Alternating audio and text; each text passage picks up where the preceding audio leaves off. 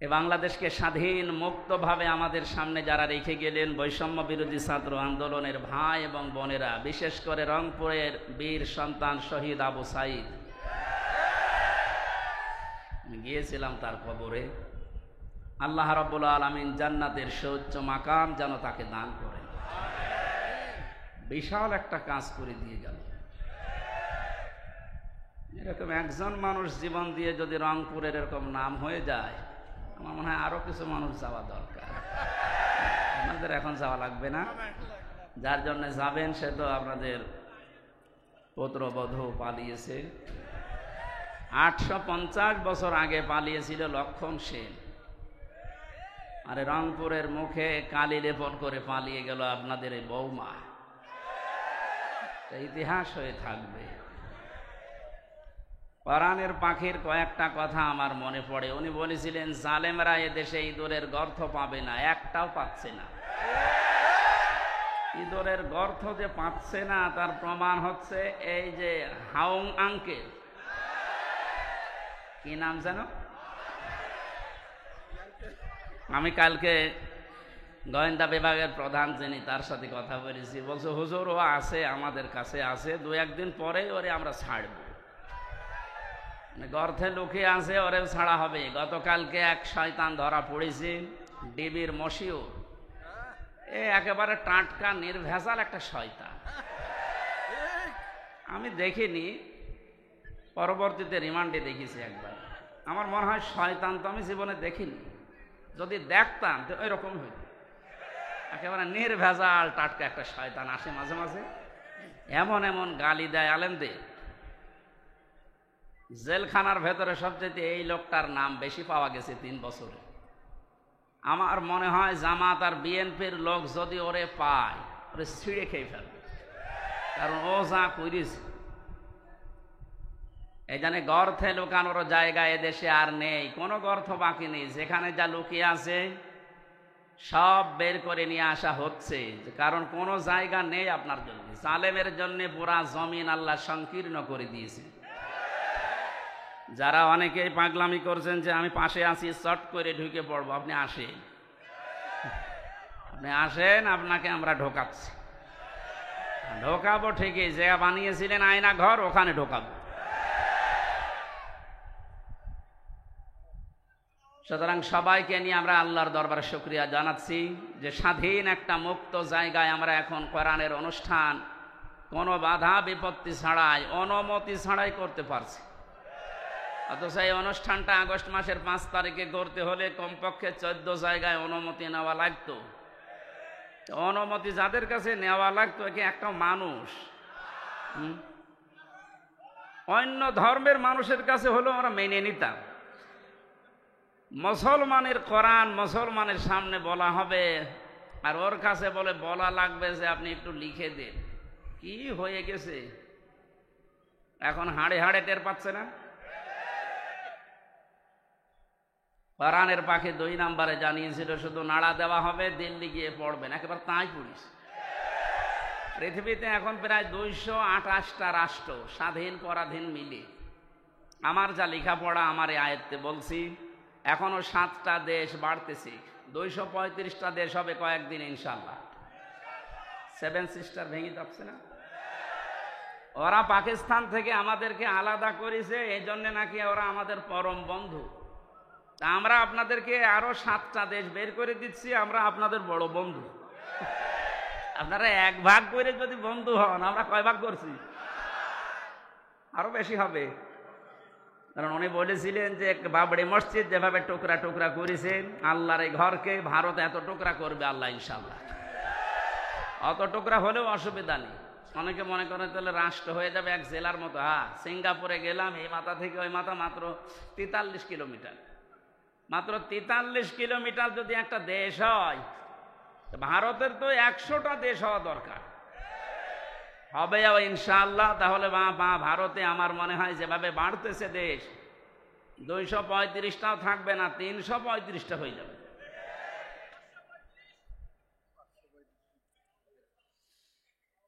ওনার আর একটা স্বপ্নের কথা বলছে। উনি জানিয়েছিলেন এদেশে জালেমদের নাকের ওপরে কালেমার পতাকা পথ পথ করে উড়বে। সেই স্বপ্ন বাস্তবায়ন হতে যাচ্ছে ইনশাআল্লাহ। আমরা কোরআনে কারিম থেকে যে আয়াত পড়েছি তাফসীর আকারে কথা বলার চেষ্টা চালাবো। ওমা তাওফীকি ইল্লা বিল্লাহ। শুনতে এসেছি কোরআনে কারিম, কি বলেন তো? নবীজি বলেন ইকালু লিসাহিবিল কোরআন, কিয়ামতের ময়দানে মহান আল্লাহ কোরআন পড়া মানুষদেরকে বলবেন পড়। ইকরা, কি বলবেন? ইকরা মানে হ্যাঁ, এটা ক্লাস চলছে। যারা এখানে আছে কলেজ বিশ্ববিদ্যালয় মাদ্রাসায় পড়া, আমরা জানি অধিকাংশ ক্লাসগুলো হয় সর্বোচ্চ 45 মিনিট। 45 মিনিট ক্লাস হয় এই কারণে, কারণ যারা ক্লাস নেয় বিশ্ববিদ্যালয়ে কলেজে এদের যোগ্যতা নেই, এই জন্য 45 মিনিটে শেষ করে দেয়। অবশ্য ঠিক। আমাদের ভার্সিটিতে একজন ক্লাস নিত, ডক্টর লোকমান স্যার। ওনার যে যোগ্যতা কোরআনের ওপরে, হাদিসের ওপরে, আমার মনে হয় উনি 45 মিনিট না 45 ঘন্টাও যদি ক্লাস নেয় কেউ মাথা তুলবে না, এত যোগ্যতা আল্লাহ তারে দিয়েছে। কিন্তু 45 মিনিট পরে ঘন্টা বেজে যায় আর একজন আসে। কেন? বিজ্ঞান এই মাথা নিয়ে গবেষণা করে চালিয়েছে যে এখানে যে সমস্ত সিস্টেমগুলো আল্লাহ দিয়ে রেখেছেন, মানুষের কথা রিসিভ করার জন্য একটা জায়গা আছে, অক্সিপিটাল লব বলা হয়। এই জায়গাতে মানুষের কথাগুলো ধরে ক্যাচ করে রেখে দেয়। সর্বোচ্চ 45 মিনিট কথা বলার পরে মানুষের এই জায়গা এখান থেকে আগেরটা আবার মুছে যায়, নতুন করে যেটা বলবেন ওইটা যোগ হয়। এই জন্য 45 মিনিটের পরে ক্লাস নেওয়া ঠিক না, কারণ ক্লাস একটা গুরুত্বপূর্ণ জিনিস। বিশ্ববিদ্যালয়ে যারা ক্লাস নেয় 1 ঘন্টা 45 মিনিট, তারা কমপক্ষে 20 ঘন্টা পড়াশোনা করা লাগে। আগে 40-50টা বইয়ের রেফারেন্স আগে দেওয়া লাগে, নয়তো যারা সামনে বসে আছে আমাদের মতো শ্রোতা তো না, সব ওখানে মেধাবী ছাত্র ছাত্রী বসে থাকে। এই জন্য বলছি, এটা যেহেতু ক্লাস চলছে, ক্লাসের মতো আপনি অ্যাক্টিভ থাকবেন। এদিকে ওদিকে তাকানো, মোবাইল টেপা, ছবি তোলা সব বন্ধ করে দিন। আমি কয়েকদিন আগে মালয়েশিয়া ছিলাম, আজহারি ভাই ওখানে যে ক্লাসগুলো নেয় তাফসির মাহফিলে, ওয়াজ মাহফিলে, এই ক্লাসগুলো 45 মিনিট 50 মিনিট করে উনি নেয়, সব অ্যাক্টিভভাবে। মোবাইল কারো থাকলে বন্ধ করে রাখবেন, ছবি তোলা, এদিক ওদিকে তাকানো সব বন্ধ। কারণ এখানে যে কথা হবে এর চাইতে গুরুত্বপূর্ণ কথা পৃথিবীতে আর নেই। বলেন? আমি যে শব্দ বললাম, কিয়ামতে আল্লাহ সাহেবে কোরআন যারা, তাদেরকে বলবেন পড়। কে বলবেন বলেন তো? কার সামনে বলেন না কেন? আল্লাহ নিজের সামনে দাঁড় করাবেন, বলবেন পড়। ইকরা। ইকরা কি? ওরা কোরআন শরীফের ভেতরে ইকরা শব্দের অর্থ আমি পেয়েছি প্রধানত 4টা। কোন মানুষ যদি কোরআন পড়তে চায় কমপক্ষে 4টা শর্ত তাকে মানা লাগবে। আল্লাযীনা আতাইনাহুমুল কিতাবা ইয়াতলুনাহু হাক্কা তিলাওয়াতি উলাইকা ইউমিনুনা বিহি ওয়া মান ইয়াকফুর বিহি ফাউলাইকা হুমুল খাসিরুন। সূরা বাকারা 121 নম্বর আয়াতে আছে, আল্লাহ পাক বলেন, যাদেরকে আমি এই কিতাব কোরআনে কারিম দিয়েছি তারা তেলাওয়াত করলে কিতাবকে হক আদায় করে তেলাওয়াত করে। কি আদায় করে? তাহলে কোরআন যারা পড়বে তারা যেন হক আদায় করে পড়ে। উলাইকা ইউমিনুনা বি, আর এই মানুষগুলো, এই যে আল্লাহ পাক মনে হচ্ছে তার কুদরতির আঙ্গুল এইভাবে ইঙ্গিত দিয়ে ইশারা দিয়ে জানিয়েছে, রংপুরের পার্বতীপুরে এই মানুষগুলো যারা এখন শুনছে পড়ছে, আমরা এখন আল্লাহর কুদরতি হাতের নিচে আছি, উনি যেন আমাদেরকে ইঙ্গিত দিচ্ছে যে এই মানুষগুলো, উলাইকা ইউমিনুনা বি, এরাই আমার কোরআনে বিশ্বাসী। ওয়া মান ইয়াকফুর বিহি, এখন যে ব্যাখ্যাটা বলবো এর ভেতরে যদি আপনার পড়া না মেলে, ফাউলাইকা হুমুল খাসিরুন, ওই মানুষটা আমার কোরআনে বিশ্বাসও করে না, তারা ক্ষতিগ্রস্ত। বলেন নাউজুবিল্লাহ। শিক্ষিত মানুষ যারা আছেন এবার মিলাবেন, কোরআন যদি কেউ হক আদায় করে পড়ে সেই আল্লাহর কোরআনে বিশ্বাসী হক আদায় করে না পড়লে সে আল্লাহর কোরআনে বিশ্বাসী না। কোরআন যারা বিশ্বাস করে না তারা কাফের। এই কথা বলছেন এখানে। চারটা শর্তের প্রথম হচ্ছে আপনাকে তেলাওয়াত করা লাগবে শুদ্ধ করে। বাংলাদেশে একটা সমস্যা হয়ে দাঁড়িয়েছে, 100 জনের 95 জন কোরআন শরীফ শুদ্ধ করে পড়তে পারে না। প্রথমটায় তো ধরা খেয়ে যাচ্ছি আমরা। এজন্য শিক্ষা ব্যবস্থা যেখানে যেটা আছে, সে মাদ্রাসার নাম হোক, স্কুলের নাম হোক, মডেল নাম হোক, কিন্ডারগার্টেন হোক, যাই হোক, এখানে 100 মার্কের কোরআনে কারিম আমরা বাধ্যতামূলক চাই। আমরা কোরআনে কারিম হক আদায় করে পড়তে হলে এটা শুদ্ধ করে পড়ার নিয়ম করতে হবে। শিক্ষা ব্যবস্থায় 15.5 বছরে এমন ভাবে ধ্বংস করে দিয়েছে, আমি একটা একটা করে পয়েন্ট আকারে বলতে গেলে আপনি এখনই উঠে দাঁড়িয়ে পড়বেন। এই জন্য আমরা যেখানে যে প্রতিষ্ঠান গড়ে তুলছি, আজকের এই যে নুরানি ক্যাডেট হাফেজিয়া মাদ্রাসা, এখানে আমি জানি শুদ্ধ করে পড়ানো হয়। আরাতিলিল কোরআন তারতিলা, আল্লাহ পাক বলেন কোরআন পড়তে হলে স্পষ্টভাবে, সহি শুদ্ধভাবে, তারতিলের সাথে থেমে থেমে পড়ো। এ নির্দেশ কার? তাহলে আমরা প্রথম বুঝলাম, 1 নম্বরে যদি কেউ কোরআন পড়তে চায় হক আদায় করে, তাকে শুদ্ধ করে পড়া লাগবে। দ্বিতীয় নম্বরে, শুধু শুদ্ধ করে পড়লেই হবে না, এটা আপনাকে বুঝতে হবে। ফেরাউন তার রাজত্বে নিজেকে খোদা দাবি করার জন্য যে পয়েন্টগুলো সামনে এনেছিল, সেটার দ্বিতীয় পয়েন্ট ছিল এই, আসমানি কিতাব জনগণকে বুঝতে দেওয়া যাবে না। আমার মনে হয় 1000 বছর পর অনেকেই হামানের মতো মন্ত্রীর পরামর্শে, উপদেষ্টাদের পরামর্শে, লেডি ফিরাউন দুনিয়ায় যারা এসেছিল, তারাও আল্লাহর আসমানি কিতাব কোরআনে কারিমকে বোঝার পথ বন্ধ করে দিচ্ছিল। মানে দিয়েছে। কোরআন বোঝার মতো কোনো ইনস্টিটিউট দেশে খোলা হয় না, কোরআন গবেষণা করার মতো কোনো প্রতিষ্ঠান দেশে বানানো হয় না। লালনের জীবনী গবেষণা করার জন্য একাডেমি বানিয়েছে। লালন গবেষণাগার বানানো হয় এদেশে, লালন একাডেমি তৈরি করা হয়, অথচ কোরআনের একটা শব্দ নিয়ে আপনি চিন্তা ভাবনা করে নতুন কোন তথ্য বের করবেন, সেরকম কোন প্রতিষ্ঠান এদেশে নেই। দুঃখজনক হলেও সত্য, আমরা 96 ভাগ মুসলমান। কত ভাগ? 96 ভাগ। 96 ভাগ আমাদের দরকার নেই। গত পরশু দিনের আন্তর্জাতিক একটা রিপোর্ট পেয়েছি, এদেশে এখন 100 জনের 14 জন মানুষ যারা বিদায় নিয়েছে, জালেম স্বৈরাচারী, এদের পক্ষে এখনো পর্যন্ত সাফাই গাচ্ছে। 100 জনের জবান খোলেন না কেন? 100 জনের 28 জন এখনো পর্যন্ত যে কোনো কায়দায় থালা হাতে নেওয়ার চেষ্টায় আছে। সে যেভাবে হোক, থালা দেন, থালা নিয়ে কি করব?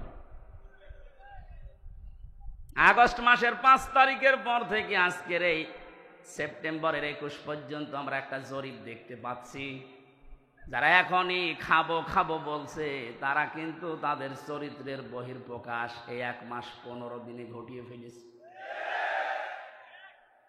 আনন্দের সংবাদে জরিপের শেষে লেখা আছে, এই দেশে 100 জনের 58 জন মানুষ এখন চাচ্ছে আল্লাহর আইন দেশে কায়েম হোক। কথা বোঝার চেষ্টা করেন ভাই, তাকবীর পরে দিয়ে। যে মানুষগুলো চাচ্ছে দেশে 100 ভাগের 58 জন মানুষ আল্লাহর জমিনে আল্লাহর দিন কায়েম হয়ে যাক, তাহলে সে যার অধিকার ফিরে পাবে। তাদের মুখ দিয়েই শোনেন, তারা বলছে ভাই ওনাদেরকে একটু সময় দেন না কেন? কেবল মাত্র 1515 বছরের, একদিন 2 দিন না, 15.5 বছরে সব উলট পালট করে রেখে গেছে। যারা দায়িত্ব নিয়েছে তাদের প্রতিদিনের বক্তব্য এটা যে হাত দেব কোথায়, যেখানে হাত দেয় সেখানে দুর্নীতি। একটা দেশ কত বড় দুর্নীতিগ্রস্ত হলে কেন্দ্রীয় মসজিদের ইমাম পর্যন্ত পালিয়ে যায়। এ চোরাই আবার কালকে এসেছিল, পিটানি খেয়ে বিদায় নিয়েছে।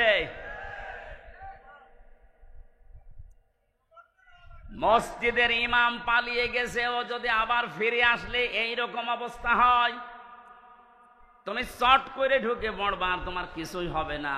আসো, কথা বলেন না কেন? কিচ্ছু লাগবে না ভাই, যে খায় তাদেরকে দিয়ে দেন। এই কথা বলবেন না, যে যেখানে আছেন ওখানে বসেন।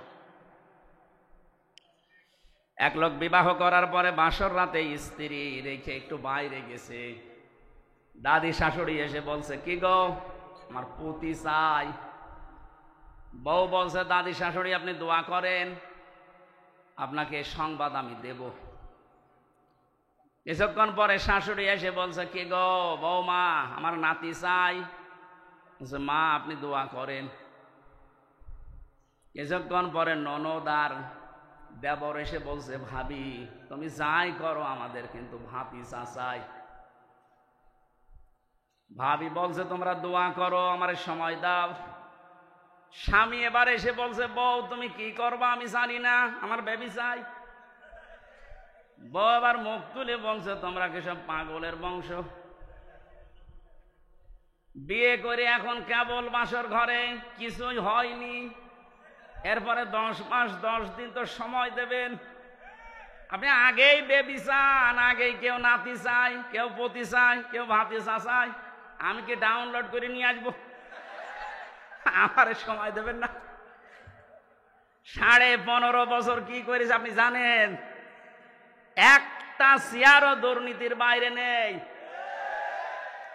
যেইটারে মনে করতাম না এটা আল্লাহওয়ালা মানুষ দরবেশ, ওইটা আরো বড় খারাপ। দাড়ি কেটে নম হয়ে গেছে। সর্বোচ্চ দুর্নীতি এই লোকটার 36,000 কোটি টাকা। আপনি কল্পনায় আনতে পারবেন না। রংপুর বিভাগের মানুষ তো এমনি গরিব, এদেরকে একটা নাম মানুষ দিয়েছে কেন জানি না, সে যে নামই হোক, কিন্তু আপনারা সহজ সরল, মানে সহজ সরল এত। আজকে গাড়ি নিয়ে আসার সময় হরেন দিচ্ছি, ও তাকিয়ে দেখ একটু সরে যাবে তো, মানে এত সহজ সরল হলে পারা যায়। গার উপরে যে গাড়ি উঠে পড়বে না, আগে দেখে নিচ্ছে হুজুরের গাড়ি বলে একটু সাইড দিন। আমার মনে হয় অন্যের গাড়ি হলে আগে দেখে দাঁড়িয়ে থাকতো যে নেন আমার গায়ে ধাক্কা মারে। একদিকে আপনারা গরিব আর একদিকে সহজ সরল। নবীজি জানিয়েছেন ধনীদের চাইতে গরিব মানুষ 500 বছর আগে জান্নাতে যাবে। এই হিসাবে বলা যায় যে চাচা জান্নাতেই আছে নাকি?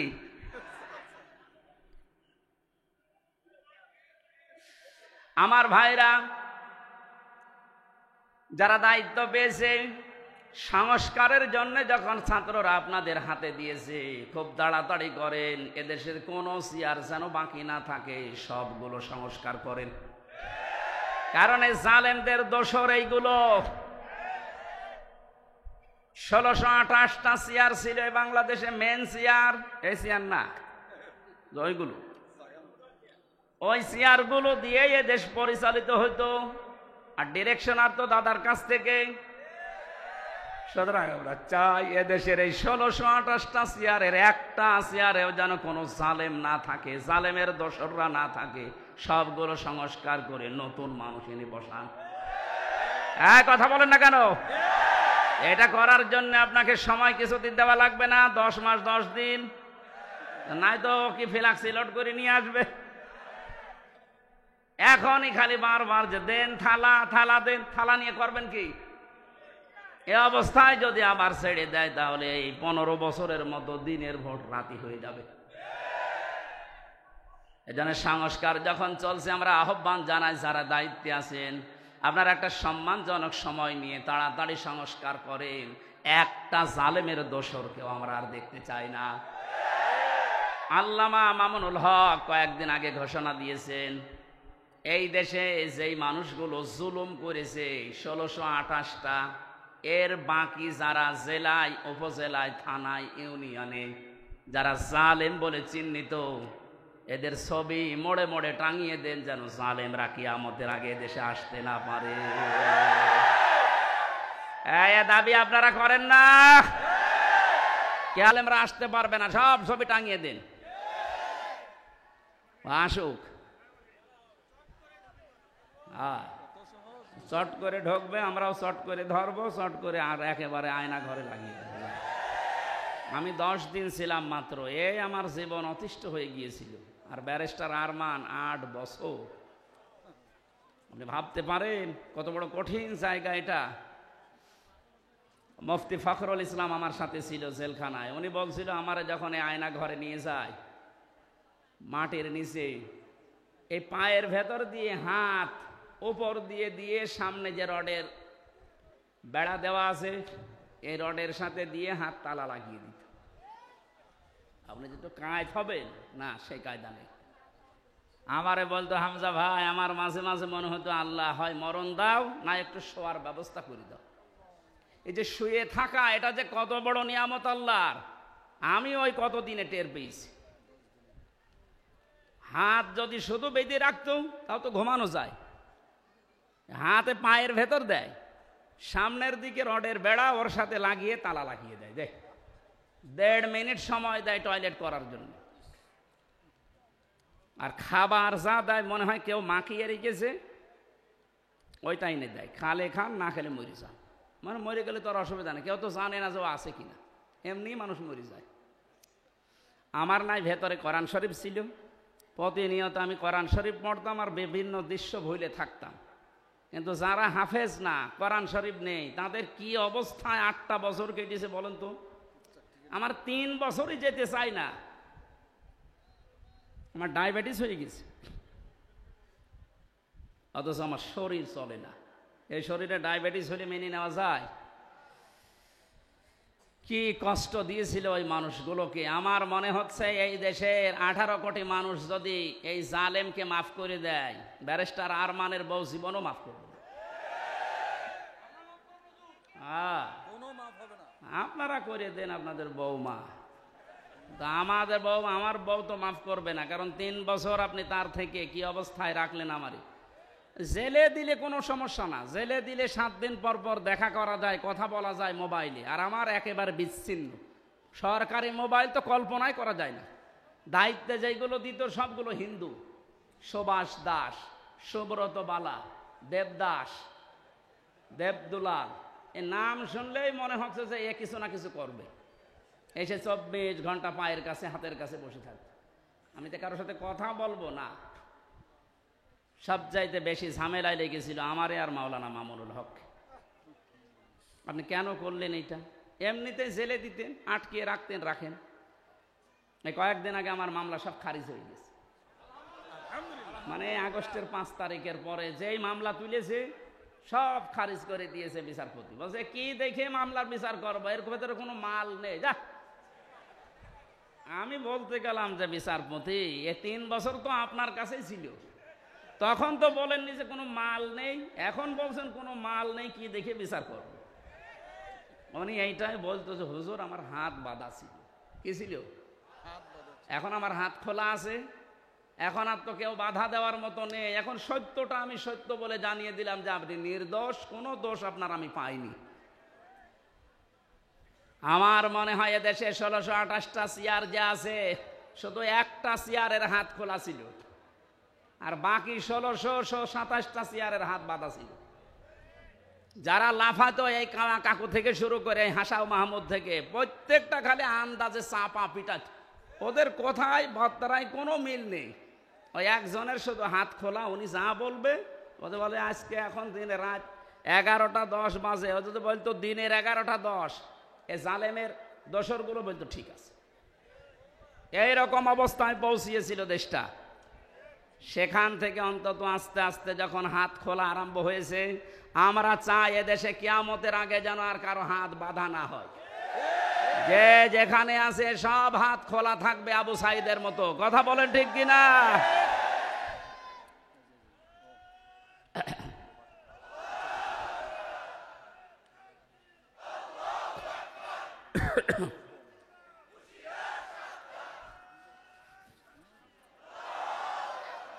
দরুদ পড়ছি, সালাম পাঠাচ্ছি আমাদের নবী মুহাম্মদুর রাসূলুল্লাহ সাল্লাল্লাহু আলাইহি ওয়াসাল্লামের প্রতি। তার প্রথম শব্দ ছিল কিয়ামতের দিন আল্লাহ মানুষকে বলবেন পড়।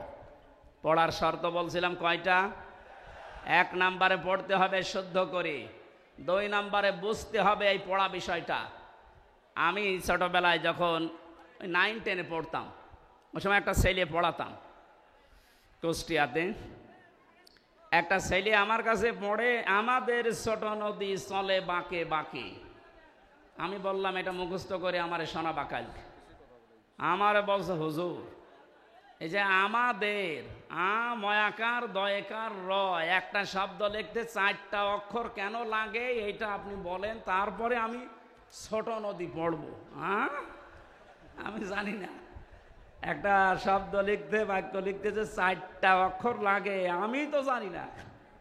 চিন্তা করলাম আল্লাহ এর বয়স কয় বছর, এখনো দুধ ছাড়েনি, আর এ একটা শব্দ পড়বে সামনের শব্দে যাবে না যতক্ষণ আগেরটা না বুঝবে। অথচ 96% মুসলমান এই দেশে আল্লাহর কালাম পড়ে যাচ্ছে আন্দাজে, কিচ্ছু জানে না।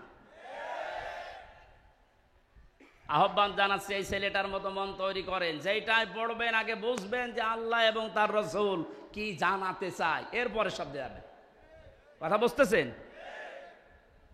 3 নম্বরে শুধু পড়লে বুঝলেই হবে না, যতটুকু জ্ঞান আপনি পেয়েছেন এই জ্ঞানটা মানুষের কাছে নিজের জীবনের ভেতরে বাস্তবায়নের চেষ্টা চালাতে হবে।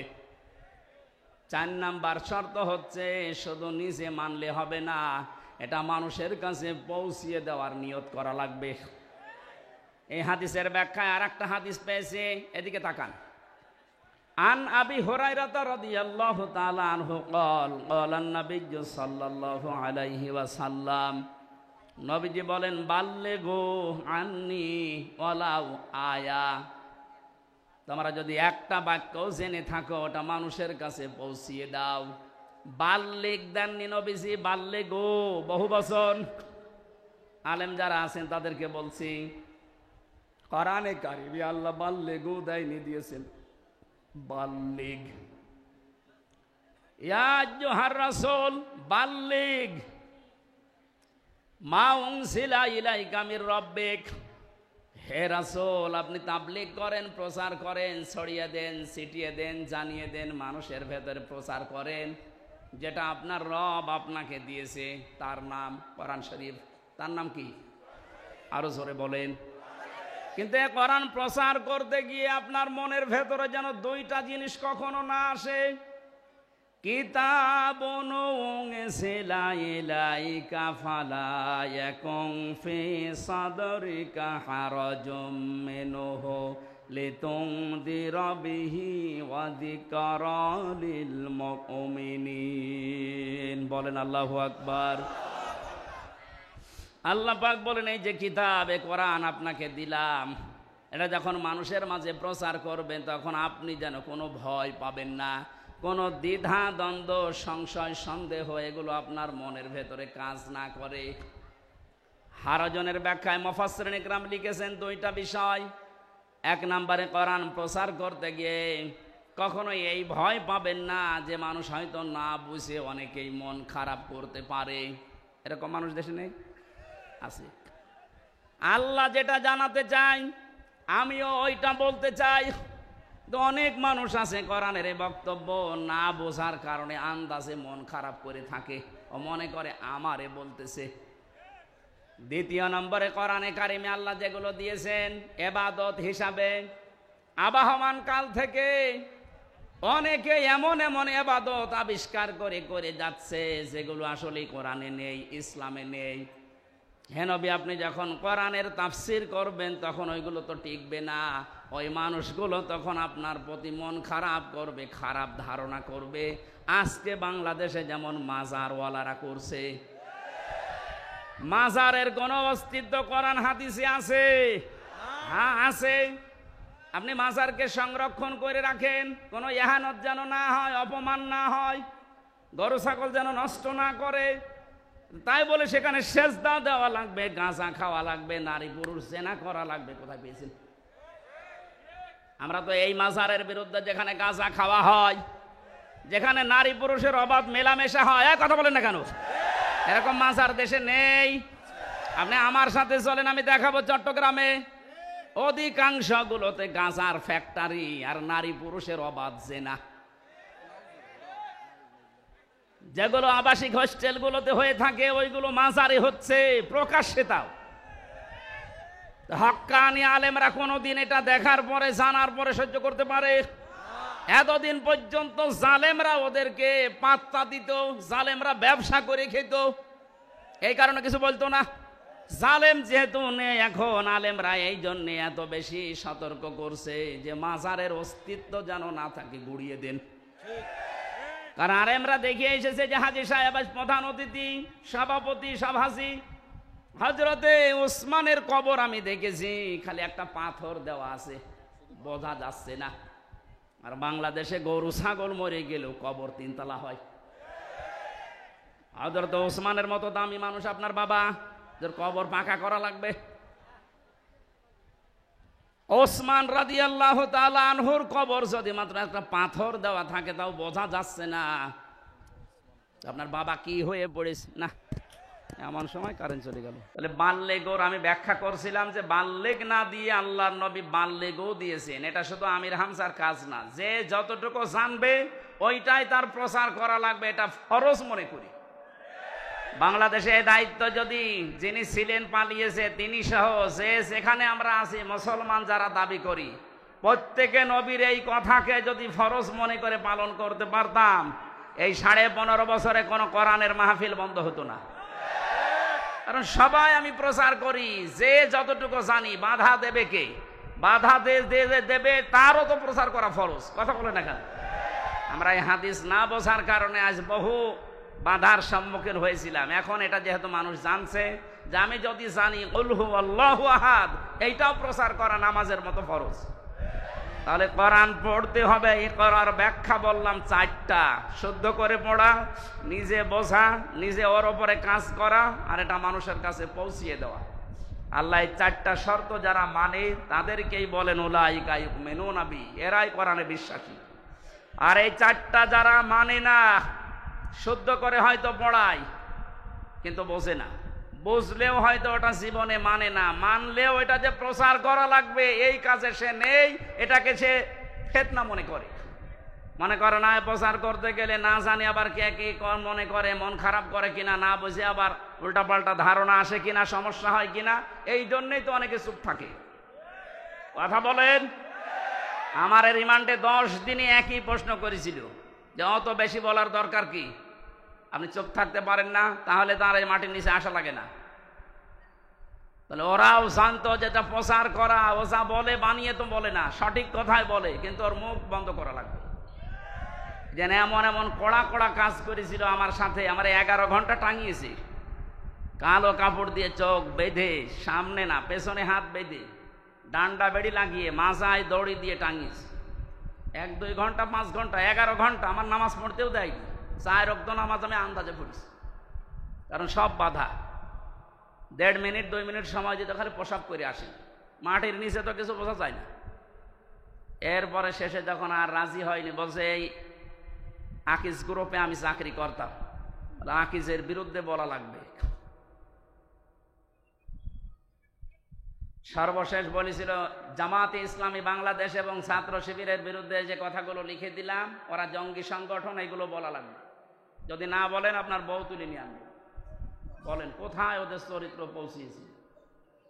যেগুলো অফিসার ছিল আমার মনে হয় সবগুলো বাইরের দেশ থেকে ট্রেনিং দেওয়া। এদের চরিত্র এত খারাপ, আল্লাহর ভুল ধরতো মাঝে মাঝে। আরে ভাই, তুই আমার মামলার বিষয়ে জিজ্ঞাসা কর যে এই বিষয়ে আপনি কিছু জানেন কিনা। না, ও আল্লাহর ভুল ধরে। অথচ মুসলমান, নাম জাহিদুল ইসলাম, নাম আতিকুল ইসলাম, শেখ ইমরান, ডিসি মান্নান, আসাদুজ্জামান, মনিরুল ইসলাম, কি সুন্দর সুন্দর নাম দেখেছে। আসাদুজ্জামান মানে কি? জামানার বাঘ। মনিরুল ইসলাম স্ট্যাটাস দিয়েছে কালকে, এই শয়তানরা যদি দেশের মানুষ ধরতে পারে, জঙ্গির নাটক সাজিয়ে বিনা কারণে হাজার হাজার মানুষের জীবন নষ্ট করেছে। জঙ্গি কিসের জঙ্গি? হ্যাঁ, ওরা নিজেরাই জঙ্গি। এই দোষটাকে অন্যের ঘাড়ে চাপিয়ে কি করে দেশের ইসলামপন্থী যারা আছে তাদেরকে কাবু করা লাগবে, ঘায়েল করা লাগবে, আর বাইরের দেশকে এই ইস্যুটা কাজে লাগিয়ে কিভাবে অবৈধ ক্ষমতায় থাকা যায়, তাছাড়া কিচ্ছু না। 3 বছরে তো আমি কোনো জঙ্গি পাইনি। কয়েকজন আছে জেলখানা একটু উগ্র, জঙ্গি না। জঙ্গি কোথায় পাচ্ছেন? দেশে কিছু উগ্র মানুষ আছে, এই মানুষগুলোকে জঙ্গি বলে বাইরের দেশকে দেখায় যে দেশে আছে। আমরা যদি না থাকি এ দেশ জাহান্নাম হয়ে যাবে। তোমরা থেকে কি করেছো? খালি টাকা পাচার করেছো। টাকাগুলো সব ফেরত নিয়ে আসা হবে। এ দাবি আপনি করেন না? কারো টাকা বাইরে না থাকবে, সব টাকা ফেরত নিয়ে আসা হবে। যারা টাকা আনতে পারবে না তাদের বউ ছেলে মেয়ে সব রাষ্ট্রের কাজে লাগানো হবে, আর ওদের 14 বংশ এ দেশে অবৈধ ঘোষণা করা হবে যদি টাকা বাইরে থেকে না নিয়ে আসতে পারে। টাকা আপনার বাবার টাকা নাকি? রংপুরের খেটে খাওয়া মানুষের এই ঘাম ঝরানো পয়সা আপনি 36,000 কোটি টাকা পাচার করলেন। আপনি মানুষ, আপনাকে তো 100 বার টুকরা করলেও এ দেশের মানুষের ঝাল মিটবে না। কালকে বাংলাদেশের সর্বোচ্চ জায়গায় যারা আছে তাদের ভেতরে একজন, আমি নাম নিলাম না, উনি ঘোষণা দিয়েছেন আল্লামা সাঈদীকে যেভাবে ফাঁসি দেওয়া হয়েছিল বিনা দোষে বিনা কারণে, ফাঁসির রায় দিতে তো পারেনি, শেষে যাবজ্জীবন দিয়েছে, আমৃত্যু দিয়েছে। কিন্তু যারা দিয়েছে ওদের বিরুদ্ধে একটাও মিথ্যা কথা বলা লাগবে না, শুধু সত্য কথা দিয়েও যদি বিচার করা যায় তাহলে 1000 বার ওকে ফাঁসি দেওয়া যাবে। 1000 বার। কি করেছেন আপনি নিজে নিজে ভাবে। অনেকে বলছে যে কিছুই করেনি, পদ্মা সেতু বানালো। কিসের পদ্মা সেতু বানিয়েছে? যা মেরে খেয়েছে। এই যে মসজিদের নাম বলে 560টা মসজিদ, আপনি জানেন সঠিক ইতিহাস? সৌদি আরব টাকা দিয়েছে, সেই টাকা দিয়ে মসজিদ বানিয়ে নিজের বাবার স্বপ্ন বলে চালাচ্ছে। যত স্বপ্ন সব তোমার বাবা দেখেছে, আর আমরা কি ঘুমাই? আমাদের স্বপ্ন নেই? কোরআনের পাখির যে স্বপ্ন ছিল ওই স্বপ্ন এখন বাস্তবে রূপ আসতেছে ইনশাআল্লাহ। যখন 100 জনের 58 জন চাচ্ছে, আর কিছুদিন যেতে দেন, এ দেশের 100 জনের 100 জন মানুষই চাইবে আল্লাহর কোরআন দিয়ে দেশ চলুক। কারণ 53 বছর তো আমরা দেখলাম, একটু শোনেন, 53 বছরে বাবা চালিয়েছে, স্বামী চালিয়েছে, চাচা চালিয়েছে, ভাবি চালিয়েছে, বোনও চালিয়েছে, বাবু চালায়নি। আমরা দেখলাম কি হয়। এখন শুধু বাকি আছে আল্লাহর এই কোরআন দিয়ে দেশ চললে কেমন দেখা যায়, এটা আমরা দেখতে চাই। এই কথা বলেন না কেন? এটা দেখতে চাই না? এটা দেখবেন। এটা যদি কায়েম হয় তখন বুঝবেন যে কেমন সুন্দরভাবে দেশ চলছে। কেউ না খেয়ে থাকবেন ইনশাল্লাহ। আমরা যতটুকু আশা পাচ্ছি, দেখতে পাচ্ছি ভরসার জায়গা, এদেশের মানুষ যদি আর কয়েক % বেড়ে যায়, আর বাড়বে আমি ইচ্ছা করে আশা করছি, কারণ কয়েকদিন আগে 10 জন মুসলমান হয়ে গেল দিনাজপুরে, এর আগে 2 জন চুয়াডাঙ্গা, এর আগে 1 জন গাইবান্ধা, এর আগে 1 জন এই চট্টগ্রামের কি লালদিঘি। হতেই আছে অমুসলিমরা, আর মুসলমানরা তো একেবারে ছোট জালেম আর মাঝারি জালেম ফিরে আসতেছে, কারণ বড়গুলো তো সব তালিকা করা, ও আসবে না। আমার কুষ্টিয়ার যে 2 জন ছিল তালিকা, কোথায় যে পালিয়েছে, ওর বাড়ির ইট পর্যন্ত মানুষ খুলে নিয়ে চলে গেছে, পায়খানার প্যানও খুলে নিয়ে গেছে। যা, আমার মাঝে মাঝে মনে হয় আবু জেহেলের বাড়ি যদি পায়খানা হতে পারে, কারণ ও ওখানে বসে বসে সলা পরামর্শ করত নবীর বিরুদ্ধে, ইসলামের বিরুদ্ধে। কথা বলেন না কেন? এই জন্য আল্লাহ ওই জায়গাটাকে অভিশপ্ত করে দিয়েছে। ওই জায়গাটাও এখন ইন্টারন্যাশনাল পায়খানা। আমি হজে যখন উপর দিয়ে ঘুরছিলাম, আমার পেটে ব্যথা করছিল, হঠাৎ ওই জায়গায় গেলাম, যে দাঁড়িয়ে আছে, এক পুলিশকে বলছি, হে ভাই, আমার তো পেটে ব্যথা করছে, এতক্ষণ তো ভালোই ছিলাম। আমারে বলছে, ইয়া হাজি হল হজ্জা, তাই না বিলাদুকা। হাজি দেশ কোথায়? যেহেতু মেন বাংলাদেশ, আমি বাংলাদেশ থেকে এসেছি। আমারও বলছে, আপনি জানেন না এটা কোন জায়গা? না তো। আবু জাহেলের বাড়ি। আপনি এখনো পায়খানা না করে দাঁড়িয়ে আছেন, তাড়াতাড়ি করে। কাজ করে দেখে আমার পেটের ব্যথা ভালো হয়ে গেছে। তার মানে আল্লাহ আমাকে বোঝাতে চাইছে যে হামজা, এত লক্ষ টাকা খরচ করে আসলে আর ওই শয়তানের মুখে পায়খানা না করে চলে যাবা, তাড়াতাড়ি কর। কাবার পাশে ওর বাড়ি, এত দামি জায়গা, শুধু ইসলামের বিরুদ্ধে অবস্থান নিয়ে জালেমের থাকার জায়গা যদি আল্লাহ গজবের জায়গা বানিয়ে দেয়, এ বাংলাদেশেও যে সমস্ত জায়গায় বসে বসে আলেমদের বিরুদ্ধে ইসলামের বিরুদ্ধে ষড়যন্ত্র করত, ওই জায়গাগুলো জাতীয় পায়খানা বানানো হোক। আমার কে বললাম বুঝে বলছেন তো ঠিক নাকি আন্দাজে?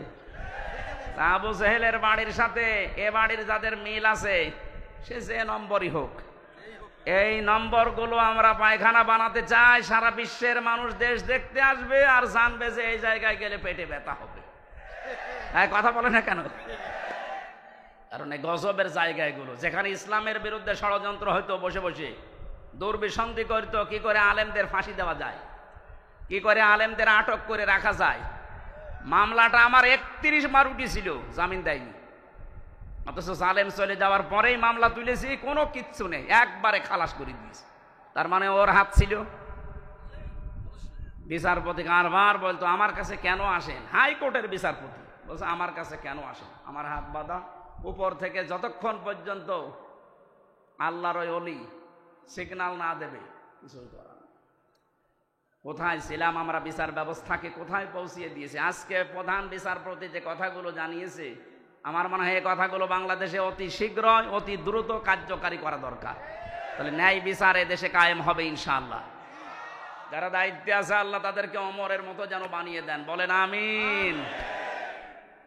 আমরা হাদিসের এখনো 5-6টা শব্দ ছিল সামনে, অরত্তিল কামা কুংতা তোরত্তিল ফিদ দুনিয়া, এই শব্দগুলোর ব্যাখ্যা আপনারা আশপাশে যারা আলেম আছে এনাদের কাছে জেনে নিয়ে আমরা তাফসীরুল কোরআন মাহফিলে প্রবেশ করছি।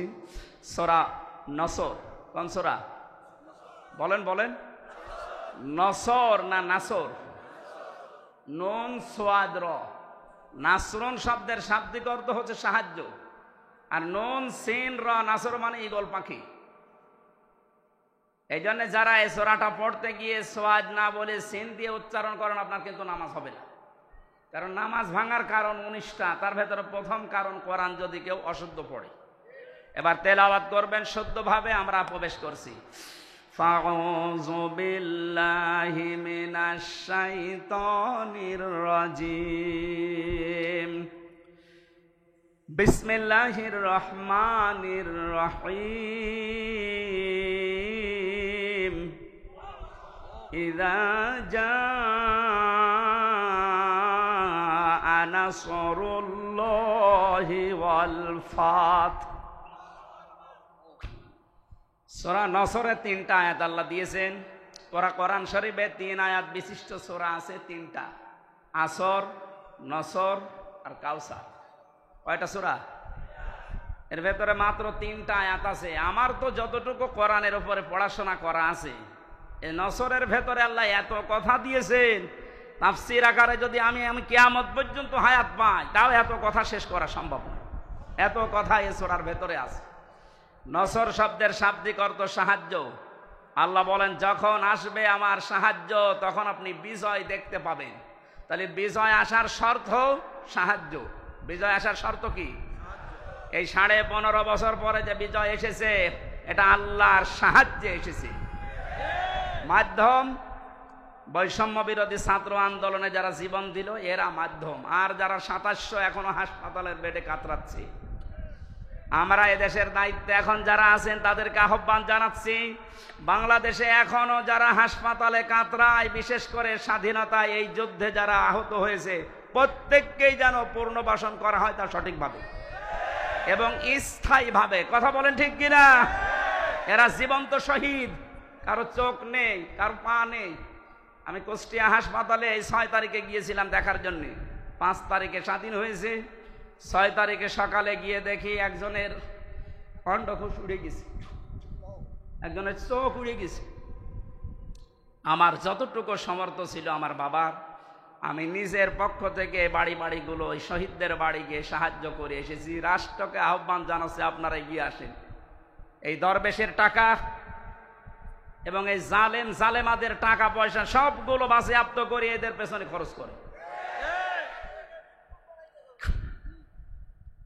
আমার ভাইরা, এজন্য যে বিজয় আমরা পেয়েছি এটা আল্লাহর সাহায্যে, তাছাড়া সম্ভব ছিল না। 15.5 বছর এদেশে বহু মানুষ চেষ্টা চালিয়েছে, পারে নাই। আমার মনে হচ্ছে আবু সাইদ, মুগ্ধ, রায়হান, ইয়ামিন সহ এই ছেলে মেয়েদেরকে আমার আল্লাহ পাক এই দেশে আবাবিল পাখির মতো পাঠিয়েছে। ইযা জাআ নাসরুল্লাহি ওয়াল ফাত, যখন আসবে আল্লাহর সাহায্য, হে নবী আপনি বিজয় দেখতে পাবেন। আর বিজয় যখন আসবে, যে 7টা জিনিস পর পর দেখা যাবে, তার 1 নম্বরে ওয়ারাআইতান নাসা ইয়াদখুলুনা ফি দীনিল্লাহি আফওয়াজা,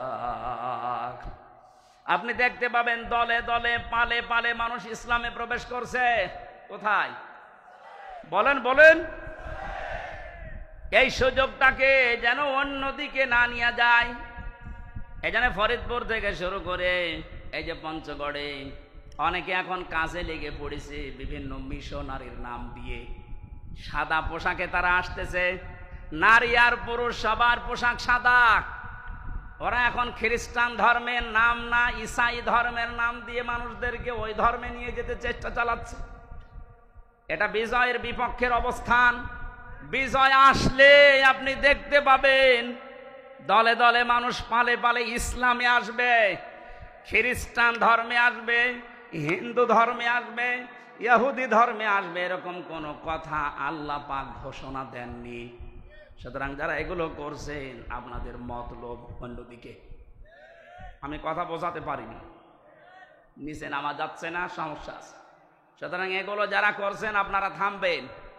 এ দেশের বিজয় মুসলমানেরা যখন এনে দিয়েছে,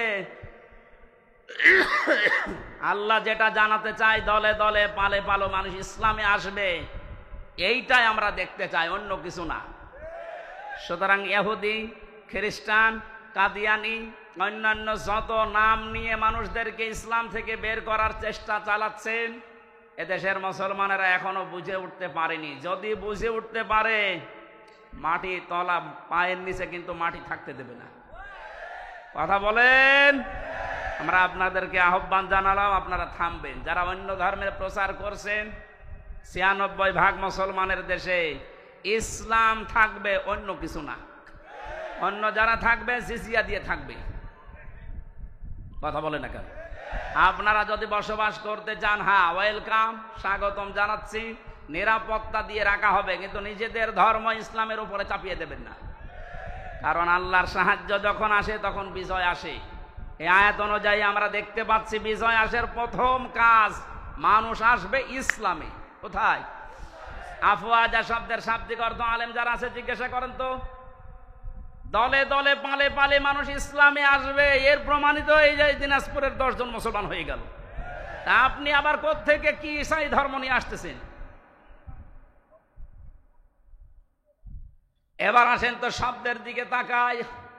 আল্লাহ পাক বলেন, হে নবী আপনি দেখতে পাবেন মানুষগুলো দলে দলে পালে পালে প্রবেশ করছে ফি দীনিল্লাহ, আল্লাহর দিনে। কার দিন? বলেন তো দিন কার? আরো জোরে। আমাদের নাকি দিন? দিন আল্লাহর। আমরা হচ্ছে দিনের খাদেম, কামলা, লেবার, মনীষ, পাট, যাই বলেন, সার্ভেন্ট, ভিত্ত। আমরা কেউ এ দেশে দিনের মালিক না, আমরা সবাই দিনের খাদেম। দিনের খাদেমে কথা বলতে লজ্জা হয়, শরম লাগে, নিজেকে ছোট মনে হয়। আরে বিশ্ব নবী ছিলেন দিনের খাদেম। প্রচার করতে গিয়ে যখন কাফেরেরা পাথর দিয়ে আঘাত করত, ঢেকে ফেলতেন মারতে মারতে, হযরতে জিবরাইল এসে যখন পাথরগুলো সরিয়ে ফেলেন, নবীজি আহত অবস্থায়, ক্ষত বিক্ষত অবস্থায়, কথা বলতে পারেন না, এমন কঠিন অবস্থায়ও বলতেন, ইয়া আখি জিবরাইল, হে ভাই জিবরাইল, আমার কাজটা সকালবেলা থেকে কি? অন্য কোন কাজ আছে আমার? ফেরেশতা জিবরাইল বলতেন, ইয়া রাসূলুল্লাহ, আল্লাহ পাক আমাকে জানাতে চেয়েছেন, বলতে বলেছেন এই কথা যে সকালবেলা থেকে আপনার কাজ এই দিনের খেদমত করা, কারণ দিন প্রসারের জন্য দিনের খাদেম হিসাবে আল্লাহ আপনাকে পাঠিয়েছেন। দিনের মালিক নবীজিও না, দিনের খাদেম ছিলেন তিনি। আমরাও দিনের খাদেম। বাস্তবতা এবার সামনে নিয়ে আসছি আমরা। আজ 53 বছরে দিনের খেদমত করছে এদেশের অনেক মুসলমানেরা, চেষ্টা চালাচ্ছে দিনের খেদমতের যে সমস্ত পর্যায়গুলো আছে, মানুষকে দিনের দিকে নিয়ে আসা, ডাকা, দিনকে আল্লাহর জমিনে কায়েম করা, যে যেভাবে পারছি আমরা চেষ্টা করছি। কিন্তু দেখতে পাচ্ছি আমাদের এই বাধা দেওয়ার জন্য অনেকে উঠে পড়ে লেগেছে। আজকের মাহফিলের সভাপতি বাবুল সাহেব, উনি যদি বলে আমাদের 10 জনকে যে আপনাদের আমরা কামলা নিলাম, আপনি এই 2 বিঘা জমি ধান লাগিয়ে দেন, আমরা 10 জন মিলে ধান লাগাচ্ছি, বিকাল 5টা পর্যন্ত আমাদের ডিউটি, উনি বিকাল 5টা এসে আমাদের বেতন দিয়ে দেবেন। বিকাল 5টা বাজতে আর মাত্র 10 মিনিট বাকি আছে।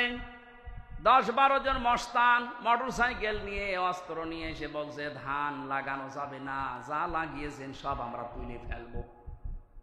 আমরা যারা কামলা আছি, খাদেম আছি, আমরা যারা লেবার আছি, আমরা বলবো ভাই আপনারা ধান তুলে ফেলবেন, অসুবিধা নেই, কারণ ধানের মালিকও আমরা না, এ জমির মালিকও আমরা না। কথা বলেন এখানে আমাদের একটা উদ্দেশ্য আছে এখানে কাজ করার। উদ্দেশ্যটা হচ্ছে এই জমিন যার, তিনি এখানে নেই, কিন্তু আমরা হচ্ছে পাহারাদার। এ ধান আমরা বহু কষ্ট করে লাগিয়েছি সারাদিন। আপনারা যদি ধান তুলে ফেলতে চান ফেলেন, কিন্তু আর 10 মিনিট পরে, কারণ আর 10 মিনিট পরে মালিক আসবে, আমাদের বেতন দিয়ে দেবে, বেতন নিয়ে আমাদের সংসার চলবে।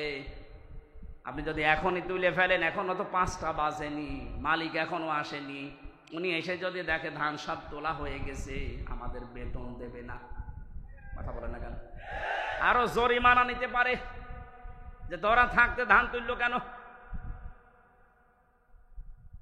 আমারও প্রশ্ন হচ্ছে, মালিক যখন আসবে তার আগে 5টা পর্যন্ত পাহারা দেওয়ার দায়িত্ব এই লেবারদের, এই খাদেমদের। এই কথা বলেন। আমরা যেহেতু জমিনের কামলা, এই জমিনের মালিক না, এই জমিনে আল্লাহর দিন কায়েম করতে হবে। বিকাল 5টা মানে জীবনের শেষ দিন। জীবনের শেষ দিন পর্যন্ত যে থাকা লাগবে মাঠে ময়দানে, এই ঘোষণা আমি বানালাম। সূরা হিজর 14 নম্বর পারার 99 নম্বর আয়াত। এটা আল্লাহ পাক বলেন, ওয়াবুদ রাব্বাকা হাত্তা ইয়াতিয়াকাল ইয়াকিন। হে নবী, আপনার রবের ইবাদত করবেন, রবের জমিনে আপনি ইবাদত করবেন, কামলা দেবেন। কতদিন পর্যন্ত? যতদিন আপনার মরণ না আসে।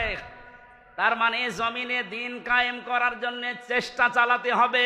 জীবনের শেষ দিন বিকাল 5টা মরণ পর্যন্ত।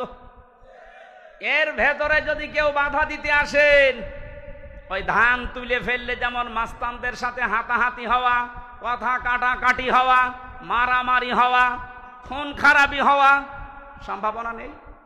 বলেন বলেন বলেন। সুতরাং এই জমিনেও আমরা বিকাল 5টা পর্যন্ত কাজ করব। এর ভেতরে যদি কেউ বাধা দিতে আসেন, হাতাহাতি হবে, কথা কাটাকাটি হবে, মারামারি হবে, প্রয়োজন হলে মেরেও ফেলতে পারি, কারণ আমাদের বেতন দরকার। আমাদের বেতনের নাম জান্নাত। দেবে কয়টায়? 5টায়। বলেন বলেন। যেহেতু এখনো বিকাল 5টা বাজে নাই, মানে জীবনের শেষ দিন আসে নাই। আমার জীবনের মেন কাজ এখন এইটা, কি করে জমিন আল্লাহর দিন কায়েম হয়। এর ভেতরে বহু বাধা দিয়েছিলেন বিভিন্ন কায়দায়, যেগুলো বাধা দিয়েছে সেগুলোকে আল্লাহ নিজে অপমান করছে। এই যে কালামানিক বিসি উড়ে গেছে, বিসি উড়ে যায়নি, ওর অবস্থা এখন ভালো না। দয়া পরবশ হয়ে অনেক বিচারপতি এখন বলছে ওরে ছেড়ে দিলে ভালো হয়। কিসের ছেড়ে দেওয়া? ও মরে যাক, ওর কোনো ছাড় নেই। শুধু না, যত জালেম ধরা পড়েছে ওরা যেন কিয়ামতের আগে আর ছাড়া না পায়। তাহলে গেল ক্যান্সার। এ বের হলে আবার ইসলামের বিরুদ্ধে ষড়যন্ত্র করবে, ধান তুলে ফেলবে। এক কথা বলে না কেন? আমি জেলে বসে আছি আর আমার নামে তালিকা করেছে 116 জনের ভেতরে আমার নাম আছে। আরে বেটা, আমি তো বসে আছি 3 বছর। কত বড় শয়তান দিয়ে গেছেন। আর ওরা নাকি এখন ছেড়ে দেবে। কিসের ছেড়ে দেওয়া? কোনো ছাড় নেই এদের। যেহেতু আমরা বিকাল 5টা পর্যন্ত কাজ করছি, অনেক মস্তান হস্তান আসবে এ ধান তুলে ফেলতে। এ ধান লাগিয়ে বিকালে যখন মালিক আসবে বেতন দেবে, এরপরে বাড়ি। এর আগে জমিন ছাড়া যাবে। কারা কারা টিকে থাকবেন বিকাল 5টা পর্যন্ত দেখি? লিল্লাহে তাকবীর। দিন ইসলাম, দিন ইসলাম, আল কোরআনের আলো, দুনিয়ার মুসলিম এক হও, লড়াই করো, নারায়ে তাকবীর। আমির হামজা ভাই এগিয়ে চলো। আলহামদুলিল্লাহ ভাই।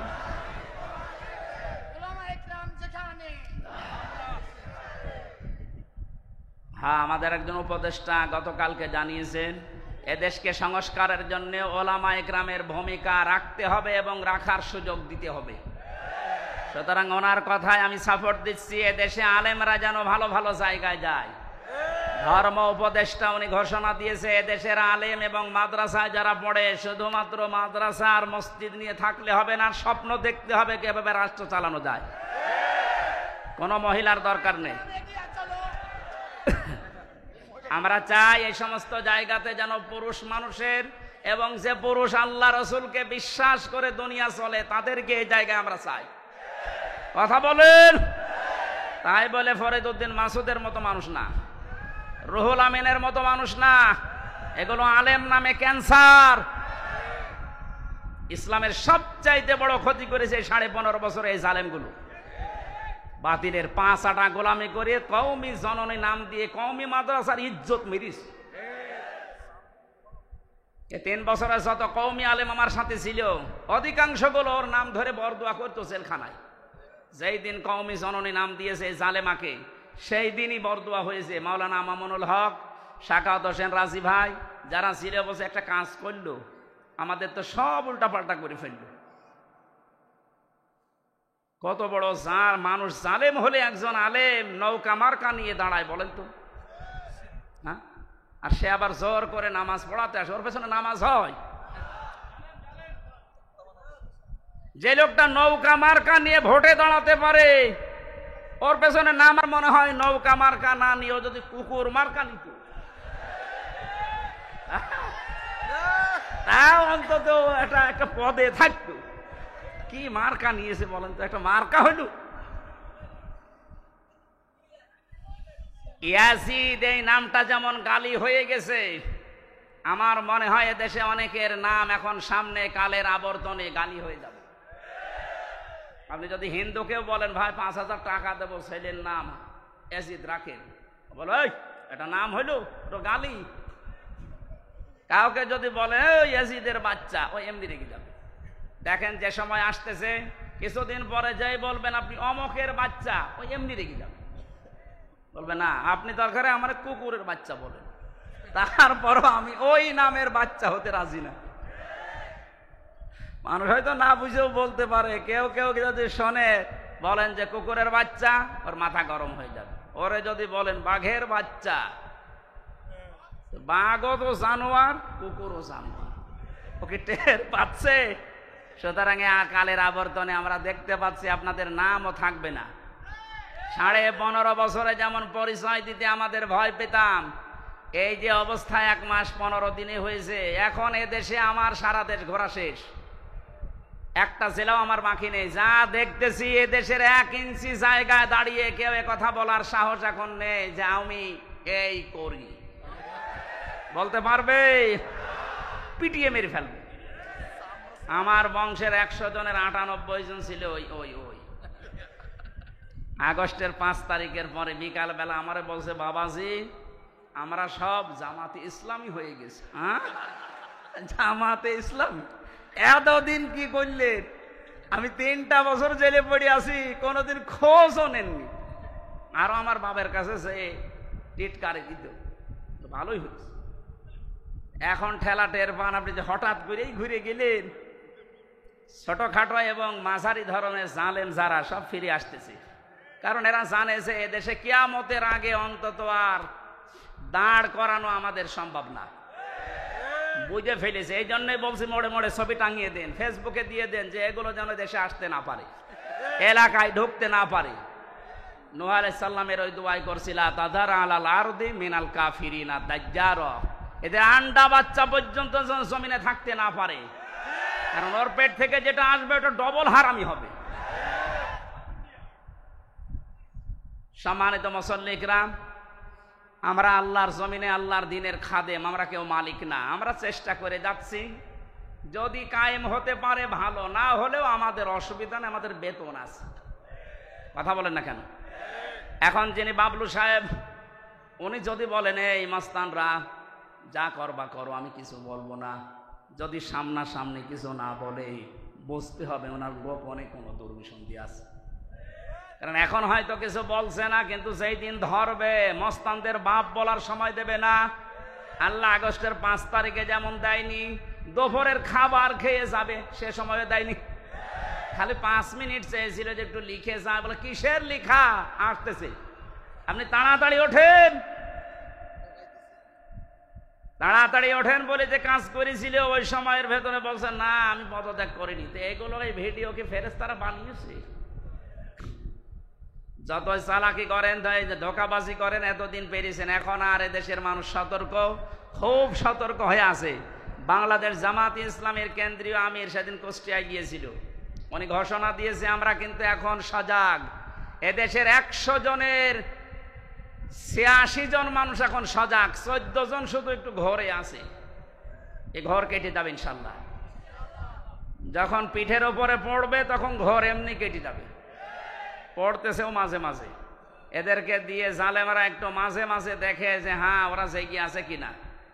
প্রথমে লাগিয়েছিল অন্য ধর্মের লোকদেরকে, হালে পানি নেয়নি, এরপরে লাগিয়েছে প্রধান বিচারপতিকে দিয়ে একটা কূ তৈরি করে পারেনি, এরপরে লাগিয়েছে আনসারদের। কিসের আনসার? 42,000 আনসার নিয়োগ হয়েছে, তার ভেতরে 32,000 গোপালগঞ্জে। আমরা যে এখনো 63 জেলার লোক আছি, আমরা কি ঘাস কাটছি? সবই যদি ওই জেলার হয় তো বাংলাদেশে 63 জেলা জেলা না, পার্সেন্টেজ হিসাবে ভাগ করে দিতে পারেন না, সবগুলো ওখান থেকে। এই জন্যই তো ওরা লেগেছে। এ 17 বছর কোথায় ছিলেন আপনার অধিকার নিয়ে?